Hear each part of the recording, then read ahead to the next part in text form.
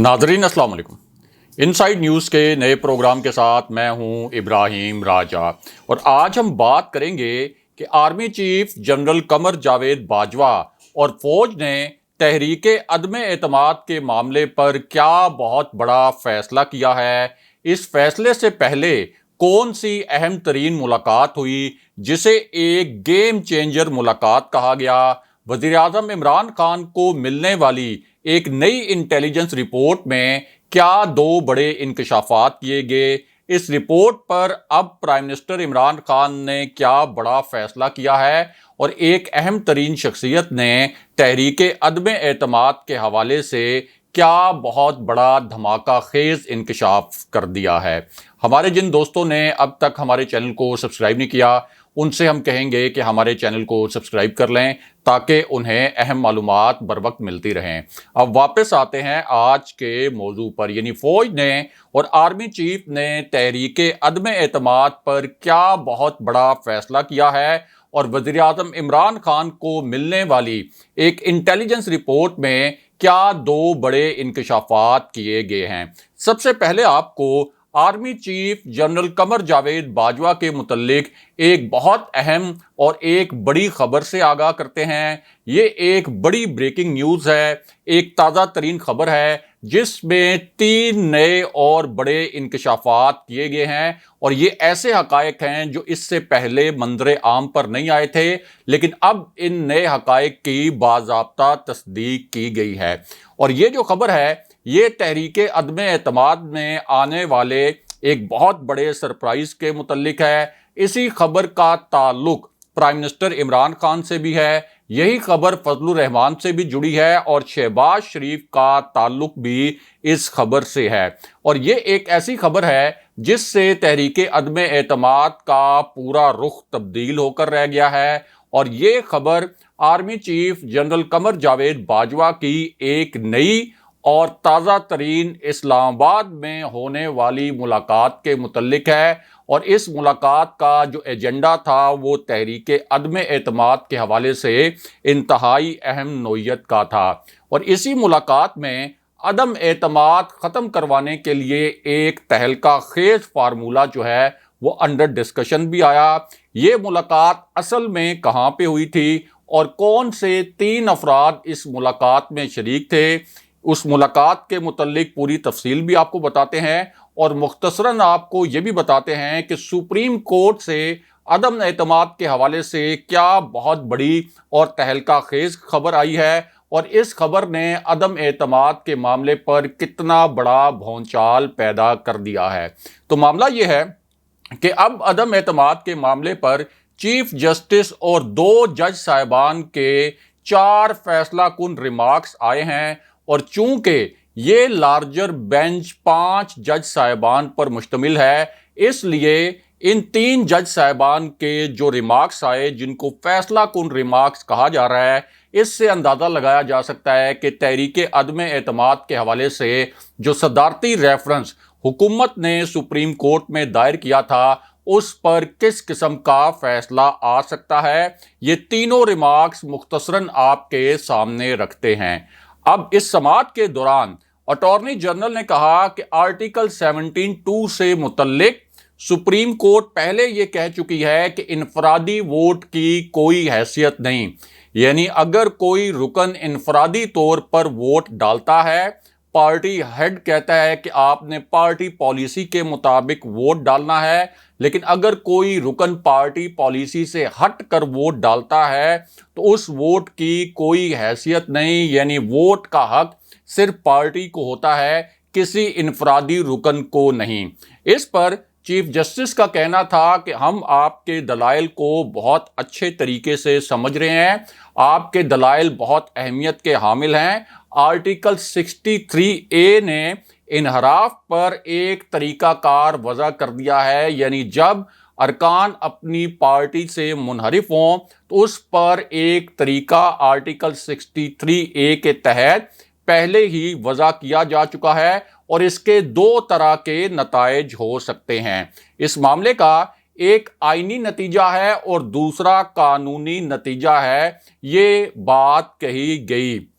इसके बाद جسٹس جمال مندوخیل نے بہت ہی دھماکہ خیز قسم کے ریمارکس دیے، اور یہ ریمارکس ایسے تھے جن کے متعلق یہ کہا گیا کہ یہ ریمارکس اب صدارتی ریفرنس پر جو فیصلہ آنا ہے اس کا تعین کریں گے۔ اسی وجہ سے ان ریمارکس کے متعلق یہ بھی قرار دیا گیا کہ یہ ایک طرح سے سپریم کورٹ کی جانب سے فیصلہ کن ریمارکس ہیں، کیونکہ جسٹس جمال مندوخیل کا کہنا تھا کہ اگر ووٹ جماعت کا نہ ہو، یعنی اگر پارٹی ہیڈ یہ کہہ دے کہ آپ نے تحریک عدم اعتماد کے حق میں ووٹ نہیں ڈالنا، اور اس کے باوجود اگر کوئی تحریک عدم اعتماد کے حق میں پارٹی ممبر ووٹ ڈال دے تو پھر پورا پارلیمانی نظام اور پورا جمہوری عمل زمین بوس ہو جائے گا۔ یہ ایک بہت کلیئرٹی کے ساتھ ریمارکس آئے کہ پارٹی پالیسی کے خلاف اگر ووٹ دیا جائے تو پھر پورا جو پارلیمانی نظام ہے یہ کولیپس ہو کر رہ جائے گا۔ اب اس پر اٹارنی جنرل نے کہا کہ جو شخص کسی جماعت کے ٹکٹ پر جیت کے آئے وہ اپنے حلقے کی آواز ہوتا ہے اور اپنے حلقے کے عوام کو جواب دہ بھی ہوتا ہے۔ اس کے بعد جسٹس منیب اختر نے جو ریمارکس دیے وہ بھی بہت ہی اہمیت کے حامل تھے، اور اس سے بھی سپریم کورٹ کی ہیئرنگ کی ایک جو ٹون ہے وہ نظر آ رہی ہے کہ سپریم کورٹ کس قسم کے فیصلے پر پہنچ سکتی ہے، کیونکہ جسٹس منیب اختر نے یہ ریمارکس دیے کہ سیاسی جماعتیں اصل میں اداروں کی طرح ہوتی ہیں، ڈسپلن کی خلاف ورزی سے ادارے کمزور ہوتے ہیں، ادارے تباہ ہو جاتے ہیں، اور اگر پارٹی ڈسپلن کی پابندی نہ ہو تو اس کا مطلب ہے کہ تمام سیاسی جماعتیں تباہ ہو جائیں گی۔ بہت اہم نوعیت کے ریمارکس تھے جسٹس منیب اختر کے۔ اس کے بعد چیف جسٹس نے کہا کہ پارٹی ڈسپلن کی خلاف ورزی کے سیاسی اور قانونی محرکات بڑے خطرناک ہو سکتے ہیں۔ سیاسی اثر تو یہ ہے کہ ایسے رکن کو دوبارہ ٹکٹ نہیں ملے گا، جبکہ آئینی نقطہ نظر یہ ہے کہ ایسا رکن نااہل ہو جائے گا۔ یہ چیف جسٹس نے ریمارکس دیے۔ اس کے بعد جسٹس جمال خان مندوخیل کا کہنا تھا کہ کیا یہ اراکین جو ہیں یہ اپنے حلقے کے عوام کو جواب دے نہیں، یعنی جس ٹکٹ کے اوپر انہوں نے الیکشن لڑا، جس ٹکٹ کے اوپر انہوں نے الیکشن جیتا، اس کے بعد کیا یہ اپنے حلقوں کے عوام کو جواب دے نہیں، اور پارٹی ڈسپلن کی پابندی کس حد تک ہے؟ خالد جاوید جو اٹارنی جنرل ہیں ان کا کہنا تھا کہ اگر کوئی شخص یہ کہتا ہے کہ میری پارٹی کے اندر بات نہیں سنی جا رہی، میرا پارٹی ہیڈ کے ساتھ کوئی اختلاف ہے، تو اس کا آسان حل یہ ہے کہ وہ مستعفی ہو جائے، مستعفی ہو کر دوبارہ سے الیکشن لڑے اور دوبارہ سے عوام میں جائے، چاہے وہ آزاد رکن کے طور پر الیکشن لڑنا چاہتا ہے یا کسی اور جماعت کے ٹکٹ سے الیکشن لڑنا چاہتا ہے۔ اب یہاں جسٹس اعجاز الحسن نے بھی بڑے کلیدی نوعیت کے ریمارکس دیے، اور ان کا کہنا تھا کہ جب کوئی امیدوار کسی سیاسی جماعت سے ٹکٹ لیتا ہے اس وقت اس امیدوار کو پتہ ہوتا ہے کہ وہ کون سے مواقع ہوں گے جب وہ پارلیمنٹ کے اندر اپنی مرضی سے ووٹ نہیں دے سکے گا۔ جبکہ چیف جسٹس پاکستان نے کہا کہ دوسری کشتی میں چھلانگ لگانے والے کو ہر صورت اپنی سیٹ سے ہاتھ دھونا پڑتا ہے، یعنی اگر آپ اپنی پارٹی پالیسی کی خلاف ورزی کرتے ہوئے ووٹ دیں گے تو پھر آپ کو اپنی نشست سے ہاتھ دھونے پڑیں گے۔ اس کے بعد چیف جسٹس کا یہ بھی کہنا تھا کہ صاف ظاہر ہے کہ کسی پارٹی سے انحراف کے جو نتائج ہیں اس سے منحرف رکن بچ نہیں سکتا، جبکہ جسٹس اعجاز الحسن کے ریمارکس یہ تھے کہ موجودہ حکومت کے لیے تو ایک نیا پینڈوراز باکس کھل جائے گا، کیونکہ ظاہر ہے کہ موجودہ حکومت کی جو قومی اسمبلی میں اکثریت ہے وہ بہت معمولی نوعیت کی ہے۔ لیکن اس کے بعد جسٹس منیب اختر نے آپ کہہ سکتے ہیں کہ سب سے اہم نوعیت کے ریمارکس دیے، اور ان کا کہنا تھا کہ ارکان قومی اسمبلی کو اصل میں پارٹی مینڈیٹ کے مطابق ووٹ دینا ہوتا ہے، اراکین کو پارٹی لائن پر عمل کرنا ہوتا ہے، فل سٹاپ۔ یہ الفاظ انہوں نے آگے بولے کہ اراکین کو پارٹی لائن پر عمل کرنا ہوتا ہے، full stop, that's it. Party line تبدیل کرنے پر گڈ بوائے بیڈ بوائے نہیں کہا جا سکتا۔ اب یہاں پر जस्टिस उमर अता बंदयाल जो चीफ जस्टिस हैं, उनका कहना था कि 63A उभरते हुए सियासी सिस्टम का एक डिसिप्लिन है, यानी एक तरह से ये एक मॉनिटरिंग का निज़ाम भी है। और 63A ये कहता है कि बेशक आप अपनी जमात से नाखुश हों, बेशक आप अपनी जमात से इख्तलाफात रखते हों, मगर फिर भी आप अपनी पार्टी के साथ खड़े हों, ख़ास तौर पर जब तहरीक अदम एतमाद जैसा अहम मामला सामने आए। इसके बाद अटॉर्नी जनरल ने कहा कि 63A या आर्टिकल 95 यानी 63A और आर्टिकल 95 की बुनियाद पर ही पाकिस्तान का पूरा पार्लिमानी निज़ाम और पूरा सियासी निज़ाम खड़ा है। और 63A और 95 आर्टिकल जो है, आर्टिकल 95, इसकी खिलाफ वर्जी हुई तो पाकिस्तान का पूरा पार्लिमानी निज़ाम और सियासी निज़ाम हिल कर रह जाएगा। इसके बाद जस्टिस मुनीब अख्तर का कहना था कि पार्टी की जो राय है वो इनफरादी राय पर वोट के वक्त हावी होती है, यानी पार्टी क्या फैसला करती है असल में अरकाने पार्लियामेंट को और अरकाने कौमी असम्बली को पार्टी के फैसले के साथ जाना पड़ता है। और इस हवाले से जो इनहराफ का कानून है ये कोई आज नहीं बना, पिछले 10 दिन में नहीं बना, कोई पिछले 1 साल में नहीं बना, बल्कि ये पहले दिन से मौजूद है। फिर चीफ जस्टिस ने इस्तफसार किया कि क्या किसी रुकन को पार्टी के खिलाफ फैसले के इजहार का हक हासिल है, जबकि जस्टिस एजाजुल हसन ने कहा कि क्या दूसरी कश्ती में छलांग लगाकर हुकूमत गिराई जा सकती है, और अगर ऐसा किया जाए तो क्या इसको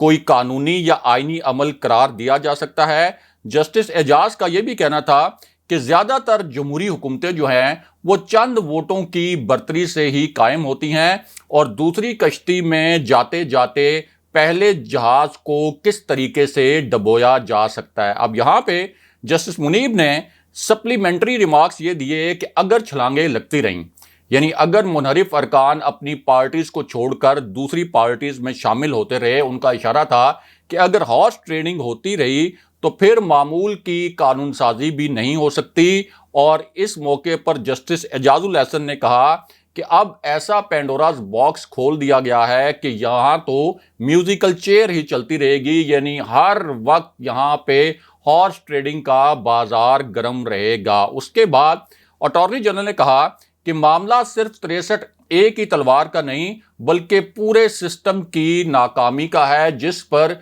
जस्टिस मुनीब का कहना था कि सब ने अपनी मर्जी की, यानी अगर हर रुकन ये कहता है कि मैं पार्टी डिसिप्लिन के तहत नहीं बल्कि अपनी मर्जी के तहत वोट दूंगा, तो फिर सियासी जमात एक इदारा नहीं एक मुंतशिर हजूम बनकर रह जाएगी। और इनफरादी शख्सियात को ताकतवर बनाने से और उनको इतनी आज़ादी देने से इदारे तबाह होकर रह जाते हैं। बहुत स्ट्रॉन्ग किस्म के रिमार्क्स आए, जिससे लगता है कि सुप्रीम कोर्ट सदारती रेफरेंस के हक में फैसला दे सकती है। बहरहाल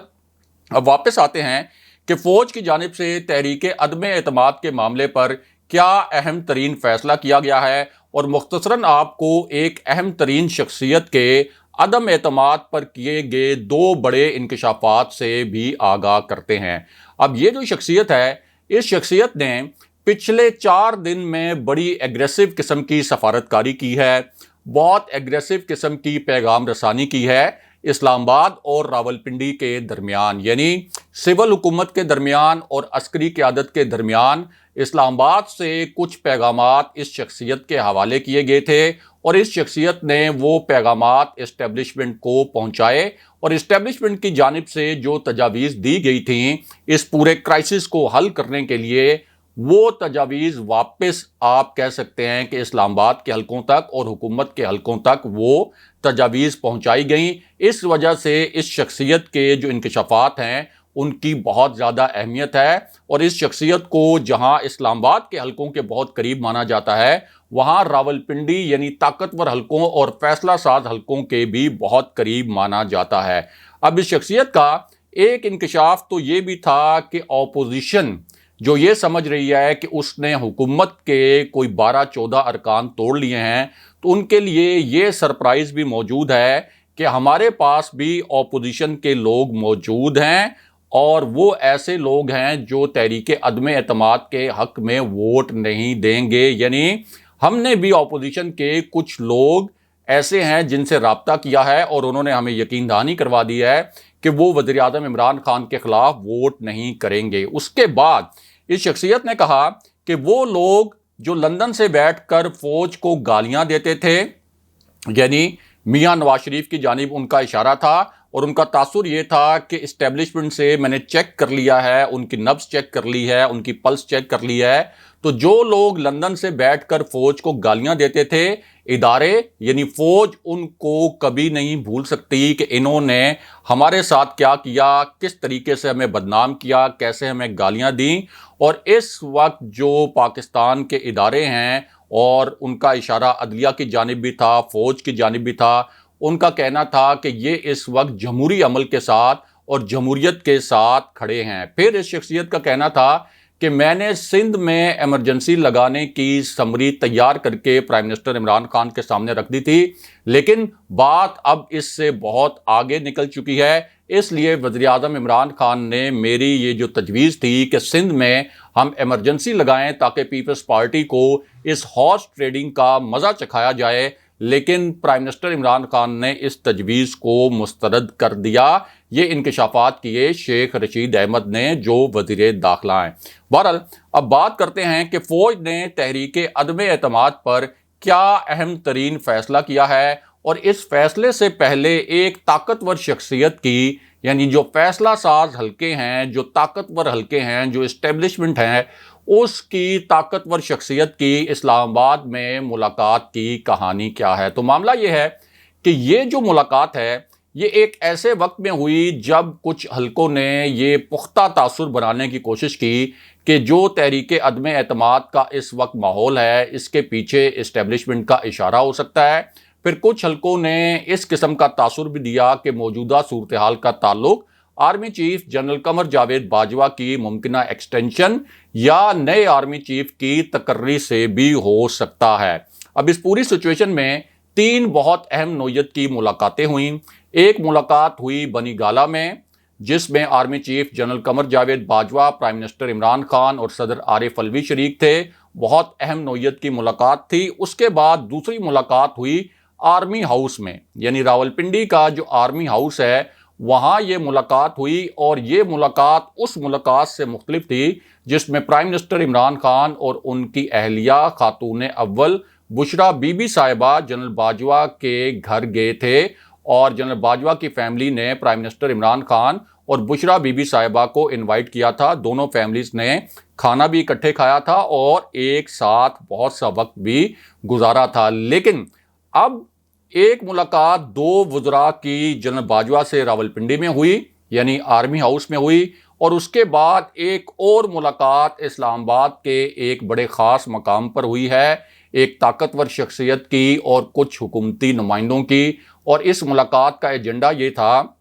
کہ تحریک عدم اعتماد سے جو ملک کو اس وقت نقصان پہنچ رہا ہے، جو سیاسی عدم استحکام پیدا ہو رہا ہے، جو معاشی عدم استحکام پیدا ہو رہا ہے، اور جس طریقے سے پاکستان کی کرنسی ڈی ویلیو ہو رہی ہے، تو تحریک عدم اعتماد کا بحران ختم کیا جائے. اور اس حوالے سے اسٹیبلشمنٹ نے اپوزیشن سے بھی رابطہ کیا اور ان سے بھی کچھ تجاویز لیں. اب اس پوری صورتحال میں جو پہلے فارمولہ پیش کیا گیا تھا وہ فارمولہ یہ تھا کہ ایک تو معیشت کے اوپر حکومت اور اپوزیشن اکٹھے بیٹھیں، انتخابی اصلاحات کے حوالے سے جو اپوزیشن اور حکومت کے درمیان اختلافات ہیں ان کو ایک ٹیبل پر بٹھا کر حل کیا جائے. اور پہلے والا فارمولہ یہ تھا کہ رواں سال ستمبر میں الیکشن کروا دیا جائے، یعنی اگلے سال ستمبر اکتوبر کے بجائے رواں سال سپٹمبر اکتوبر میں یہ الیکشن ہو جائے. لیکن چونکہ یہ معاملہ سوٹ نہیں کرتا تھا پرائم منسٹر عمران خان کو اور حکومت کو، تو ذرائع کا کہنا ہے کہ یہ جو ایک تجویز آئی تھی اس تجویز کو مسترد کر دیا گیا. اس تجویز کے بدلے میں یہ کہا گیا تھا کہ اپوزیشن اپنی تحریک عدم اعتماد واپس لے لے گی، لیکن حکومت نے اس تجویز پر عمل کرنے سے اور اس کو ماننے سے انکار کر دیا. لیکن اب ایک نیا فارمولہ جو ہے وہ سامنے لایا گیا ہے، اور وہ فارمولہ یہ سامنے لایا گیا ہے کہ بجائے اس کے کہ چلیں اگر حکومت یہ نہیں مانتی کہ اس سال سپتمبر میں یا اکتوبر میں الیکشن ہو تو پھر اگلے سال مارچ میں الیکشن کروا دیے جائیں، یعنی تقریباً 6 مہینے پہلے الیکشن کروا دیے جائیں۔ اور 6 مہینے پہلے الیکشن کروانے کا مطلب یہ ہے کہ حکومت کے صرف 3 ماہ اس میں ضائع ہوں گے، کیونکہ جولائی میں تو ویسے بھی ایک عبوری حکومت نے آ جانا تھا جولائی 2023 میں۔ تو یہ ایک نئی تجویز سامنے لائی گئی ہے کہ حکومت کے سامنے یہ تجویز رکھی جائے، لیکن ذرائع یہ کہتے ہیں کہ پرائم منسٹر عمران خان کا کہنا ہے کہ تحریک عدم اعتماد کو ناکام بنانے کے لیے اب بھی ان کے پاس آپشن موجود ہیں، اس لیے یہ جو نئی تجویز ہے اس پر بھی پرائم منسٹر عمران خان فوری طور پر عمل درآمد کرنے یا اس کو فوری طور پر ماننے کی پوزیشن میں نہیں ہوں گے، یا آپ کہہ سکتے ہیں کہ فوری طور پر اس تجویز کو نہیں مانیں گے۔ اگلے پروگرام تک کے لیے خدا حافظ۔